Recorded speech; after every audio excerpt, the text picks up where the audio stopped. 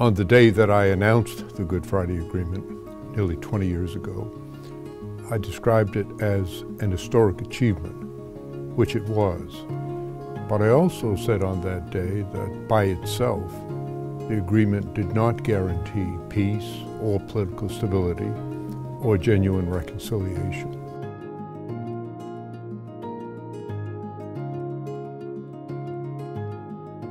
The idea of being part of something that you really did hope was going to create a better future for the next generation. Well, that's why we went into it in the first place. And that was very positive and remains so, despite all the ups and downs. You know that something very important and significant happened. Not that it solved all the problems at all, but it was significant, whatever happens in the future. When the Labour Party get in under Tony Blair, of course we didn't know Tony Blair, but when they get in, one thing that they had was a huge majority. And history had taught us, not just in Ireland, but elsewhere, Algeria, Charles de Gaulle and all of this, that in certain ways it didn't depend on what their politics was, but that they had the strength behind them to make big steps. There was amongst the electorate a fairly firm view that it wouldn't work. And their attitude was not irrational. They were sort of saying that from 1970 onwards there have been various attempts by politicians to sort the matter, and they'd all failed. And with this solid record of failure over a 20-year period, they were naturally sceptic about whether this new latest initiative was going to work or not. The whole process was about the relationships, the historic disturbed relationships between the various communities. As you know, it was established as a three-stranded process. The first strand was about the disturbed historic relationships between people from Unionist and Nationalist, Protestant and Catholic backgrounds within Northern Ireland. Strand 2 was between North and South. So you had the parties in the North, the British government because of the sovereign government, and the government in the Republic. East-West, between Britain and Ireland, between London and Dublin, was just the British government and the Irish government. You didn't have the Northern Ireland parties involved. And that was actually really, really important, because what it emphasised was that this was not just about adding up what you want and what I want and dividing it by 2 and saying, okay.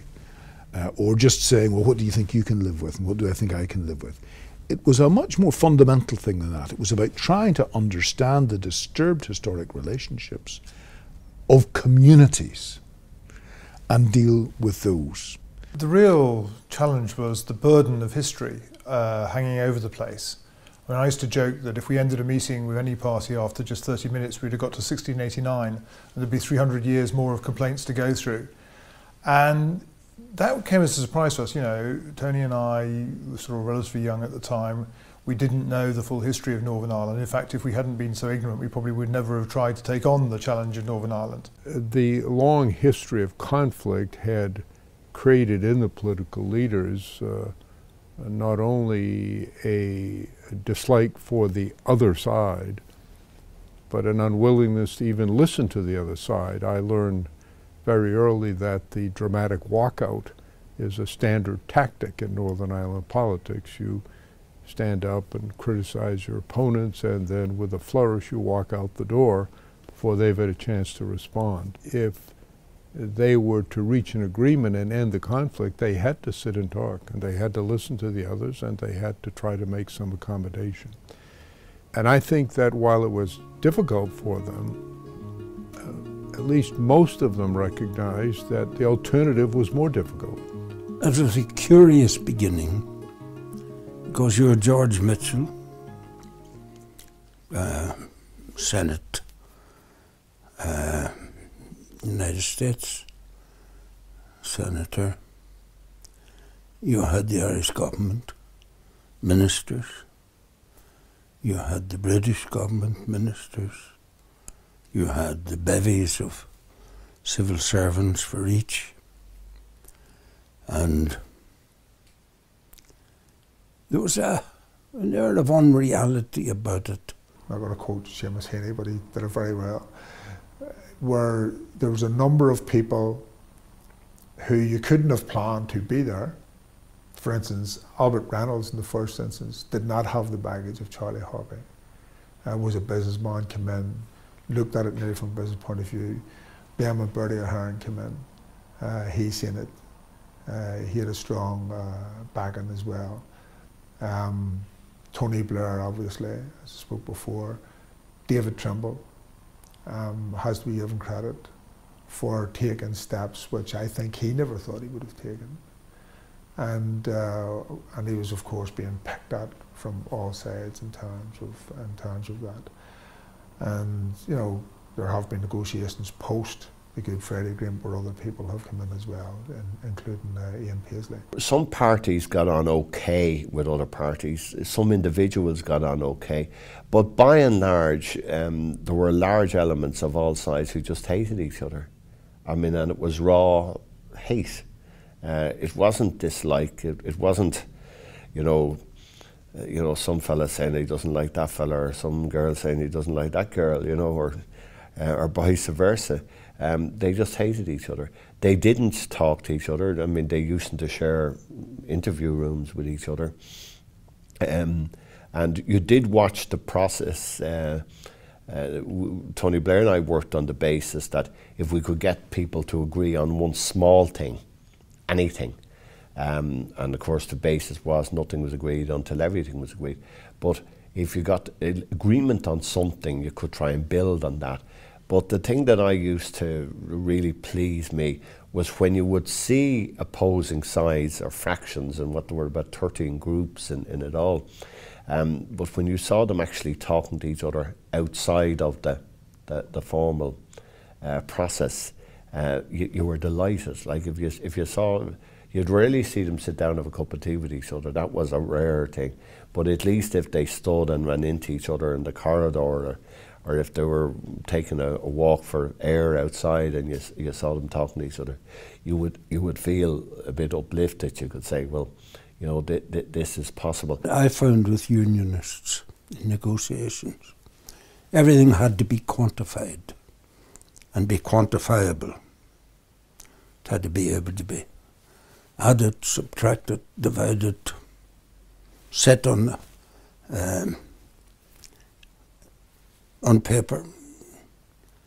It had to be there. From our point of view, ours was different. We were used to working in the vacuum. We never had anything to add, subtract, or divide. So we were able to theorize a lot better, and we were able to look into the future because we weren't holding on to our past. In June, when we first walked into the talks, we were really amazed to find that we were the only women at the table, but also in the room. And although we had stood to have more women in the process, we never believed that had we not been there, that there would have been no women engaged in those discussions about the future of Northern Ireland, or indeed, in the end, putting substantive issues down on the table. Tony Blair's favourite group, the Women's Coalition, because Tony used to always sit back and take a sigh of relief when the Women's Coalition came in, because he said, now at least we're going to have a reasonable discussion. we're going to have people we can talk to and debate with. Just looking back actually over my diaries from the time of the Good Friday Agreement itself, those 3 days of really intense negotiations, and it felt a bit like running up and down a seesaw. You'd run down one end and make a concession to nationalists, and then you had to run down the other end because the unionists were off the seesaw. And instead of sort of balancing from the middle, we found ourselves running from side to side. And maybe that was a mistake. Maybe we should have tried to stay more in the middle of the seesaw. But I'm not sure we'd have got to the Good Friday Agreement if we'd done it. The press were very much part of those negotiations. They were outside. I felt very sorry for them at times. Then eventually they got a big marquee they were in out of the cold. And it was interesting, the byplay. At one stage we were taking bets as to who would be the first person out to brief them. And it usually was the same person. I won that bet, I lost others. But they were very much part of that. Listening to the protest outside with Ian Paisley shouting against us all, and then Davy Irvine's party, the PUP, shouting against them, and the weather was snowing, so it was extraordinary.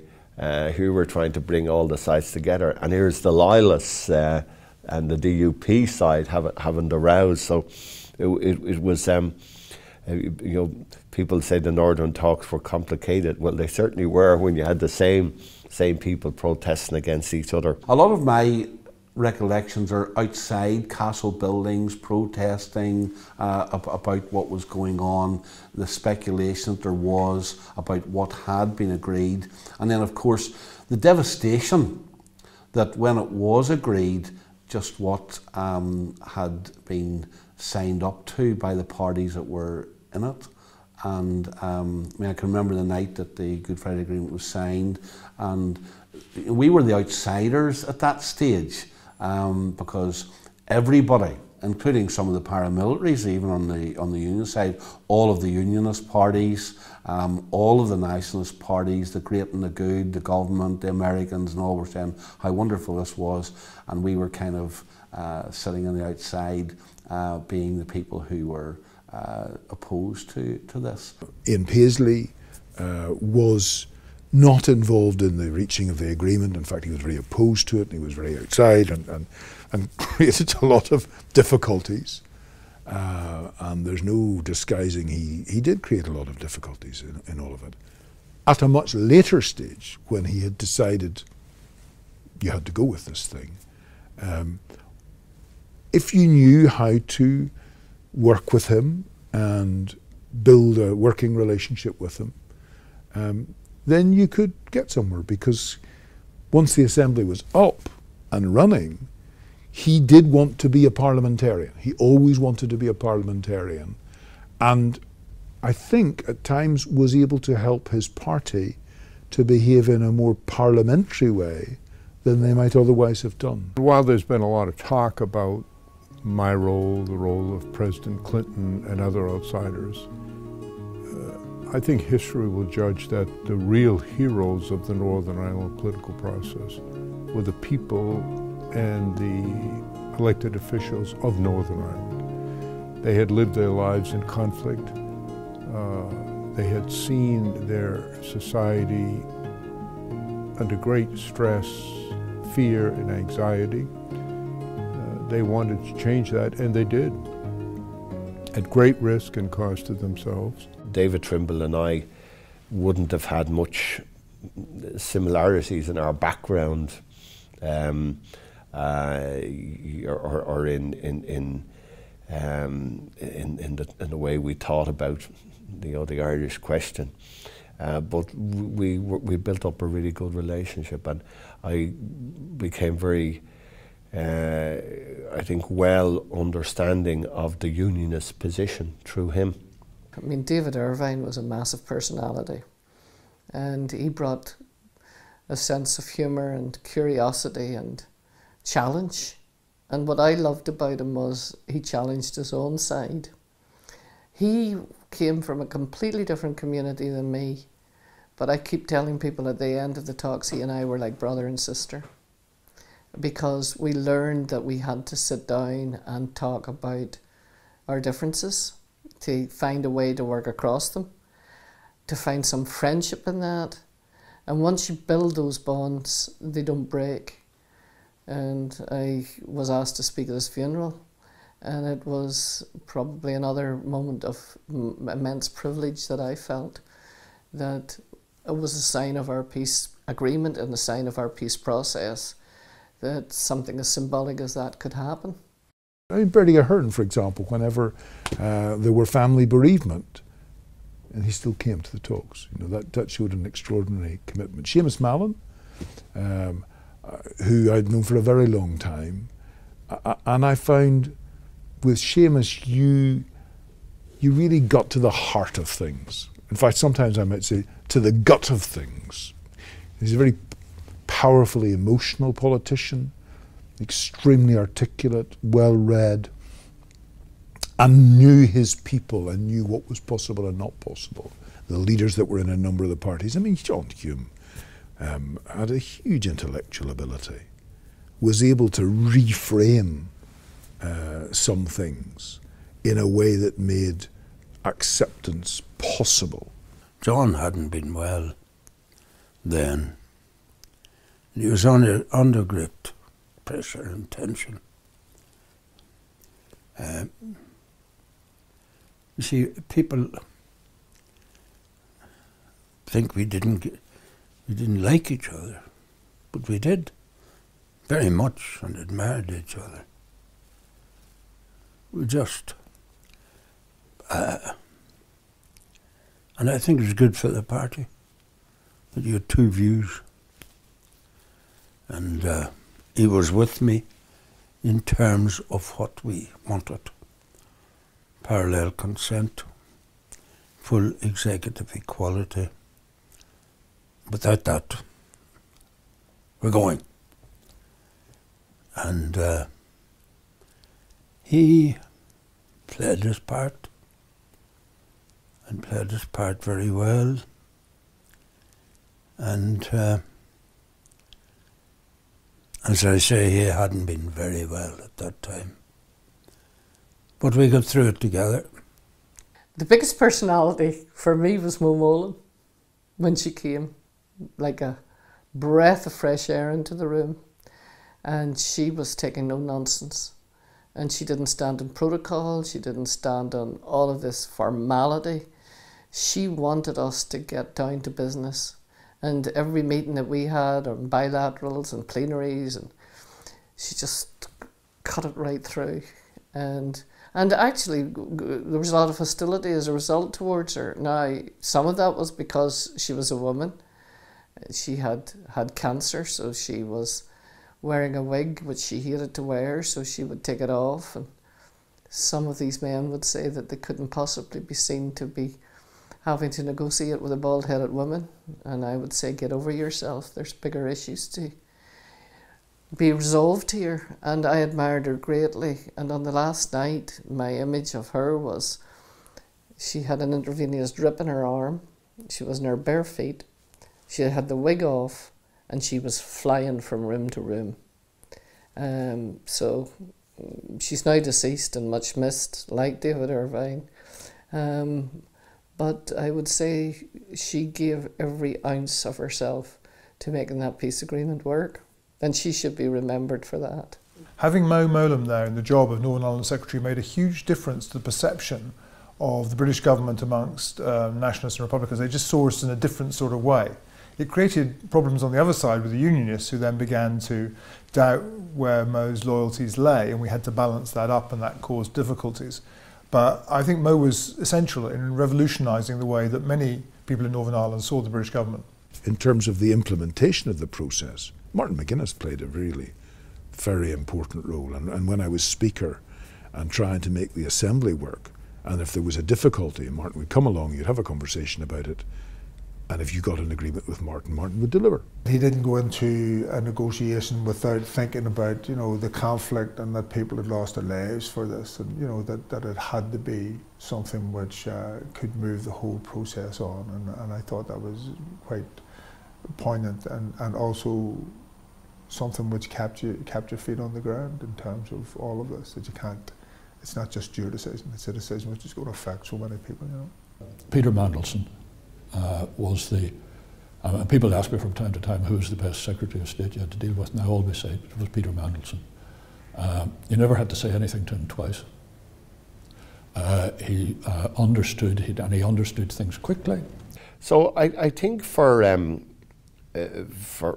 it was not until Clinton took the position of sending George Mitchell to be the envoy. And George being such a capable, experienced, respected politician in Capitol Hill by Republicans and Democrats and by the media generally in America, that sent a very strong signal of the President's commitment and support. Who impressed me most?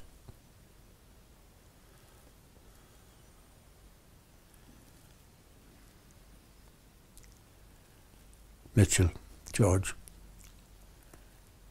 No, he was a fixer. You wouldn't want to go into the trenches with him, but he was a fixer, and a good fixer. Having an outsider was crucial, having a third party. And of course the British government had resisted any international interference in Northern Ireland for decades. Every time the UN tried to get involved or any foreigners tried to get involved, we pushed them away. And so it was a big step for John Major to accept George Mitchell as chair of the talks. But I do think it was essential to have a referee who both sides could trust, who could be there, who could talk to both sides equally. And finding someone who was trusted by both sides was very difficult, but George managed to fulfill that role. Later on, I think President Clinton was enormously important. During those Good Friday negotiations, he called Gerry Adams, I think it was 4 or 5 times during the course of the night on the last day to try and urge him to an agreement. And he called David Trimble, crucially, right early in the morning. Bill Clinton stayed up all night making those calls, following what was going on in Belfast. So I think the American role is underestimated. I think it was really crucial in getting to success in Northern Ireland. One very important place, of course, was in standing against the advice of his own government and Department of Justice and so on, in giving Gerry Adams the short visa to visit New York. And that was a very important thing because he took a risk, but it was necessary in order for Gerry Adams to be able to show to his own people the sorts of things that were possible if you gave up violence. And there were a lot of his own people very sceptical about that and felt that the reason for going to the United States was to get support for the violence. And he was able to demonstrate by that you could get support for a non-violent approach, which was actually much more political leverage than you could ever get with the use of weapons. The final week was, I suppose, predictable. People were edgy, people were nervous. But at least agreement was reached. It was a hell of a period, and I think it had lots of up and down, lots of dangers, lots of frost moments, and I suppose incredible. The Belfast Telegraph poll at the start of the final week, of the start of Holy Week, gave us 5% chance of success. And I suppose that was the most extraordinary thing of the talks. Now, I think Tony Blair and I were more optimistic than that. One thing I remember, a leading member of the SDLP, I'm being asked by a journalist about whether he trusted Sinn Féin in terms of the developing political process. And he said, it's not a matter of trusting Sinn Féin, it's we trust the circumstances that made Sinn Féin come into politics. And that's an important thing. People keep asking questions about personal relationships, and that's not important. The important thing is whether you like a person or not, it's not relevant. The question is, can you do business? Because you have an agreement, it doesn't resolve everything. What it does is give you a structure or a basis upon which to move forward. I mean, what the Good Friday Agreement was for Republicans was it allowed for a non-violent, non-military, political way forward to achieve our goals. And it had to offer that, of course, to the unions as well. Violence does not bring a good outcome. So whatever the difference and disagreement, you sort it out politically. You don't sort it out with the use of physical force.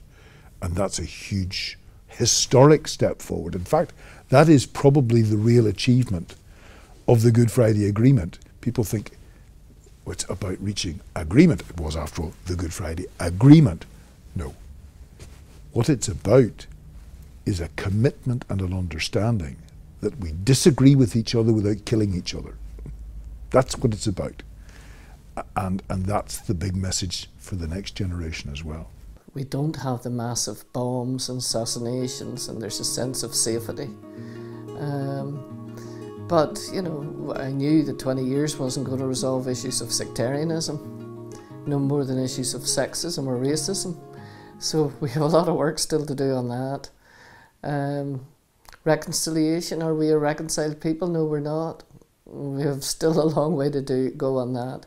We should have moved much faster on victims. We wrote a section into the agreement. Had the Women's Coalition not been there, there would have been no words in that agreement that everyone then agreed on what to do around victims. But nothing much has happened in dealing with the past, on reparations for victims. Complete mess, which when I look at other conflicts, that's one of the things they prioritise. I can remember during the referendum campaign going around community centres, etc., because there was a huge interest, of course, and huge debate about it. But you know, anger, bewilderment, fear that, look, we've surrendered to people who were bombing us for 30 years. Terrorists are going to get out of jail. We're going to have a situation where people who were still involved in terrorism are going to be in government, etc. And yet on the other side, there were people who were saying, well, we have to do this for peace. And you know, I'm doing this for my children, and I'm doing this for the future. Well, the Good Friday Agreement is much more than just an influence. It has done a remarkable thing, and that is it has created peace. Now that's invaluable, because for almost 50 years it wasn't there. And that, if nothing else, of the Good Friday Agreement remained. That was worth it. But that's not the case. It remains that there are two constants which have got to be there. One is equality, and one is the aspirations of both communities. The North economy and employment is doing well, investment is doing well, tourism massive now. And I think the whole image of Northern Ireland now is seen differently. It's seen through their entertainers and through their golfers and through their footballers, and you know, so it's a different world, and it's seen as an attractive place, and you know, people from around the world come and look on it as see the Titanic quarters, and you know, see the city. So it's totally different, and I think this has given new opportunities to young people, and you know, find educational institutions that are thriving. So I think that's very good. The kind of life that many of the youngsters I taught in the 1970s and 80s had, you know, they wouldn't have gone into town on a Friday night and a Saturday night and stayed out there at 2 o'clock in the morning. You know, I can remember when I was first time I was Lord Mayor in Belfast, we actually had this phenomena of opening the town on a Thursday night. It was a big thing, you know. Wow, this is brilliant. Now it's people wander about the town at all times of the night activities going on in Belfast. It's one of the go-to places, apparently, with some of the international tourists, etc. So, you know, it has changed for society, and sometimes I think that we have to get real when we talk about, you know, things are bad. Yes, of course, there's lots of difficulties we still have, but big difference that my nieces and nephews have and their children will have compared to what youngsters in the 1970s and 80s would have had. I see it in the generation down from me. I see it in my children, I see it in my grandchildren as well. I can see it in them. They have a confidence which we would have had to fight quite strongly to, and would probably never, as a collective, probably never would have had the same confidence. People are educationally, you know, there was a hunger for education within that, and of course a lot of this came from the civil rights and came from shoots and all of that when nationalists were started to move into, or some of them were able to afford that type of third level education and all that there. And I mean, nearly all my children have been through university and that, you know, and that's great to see, and that's quite common in working class areas, which is great, you know. So those barriers are down. Now is for the current leadership to hopefully rise to the occasion, as did their predecessors. There is hope. There is hope.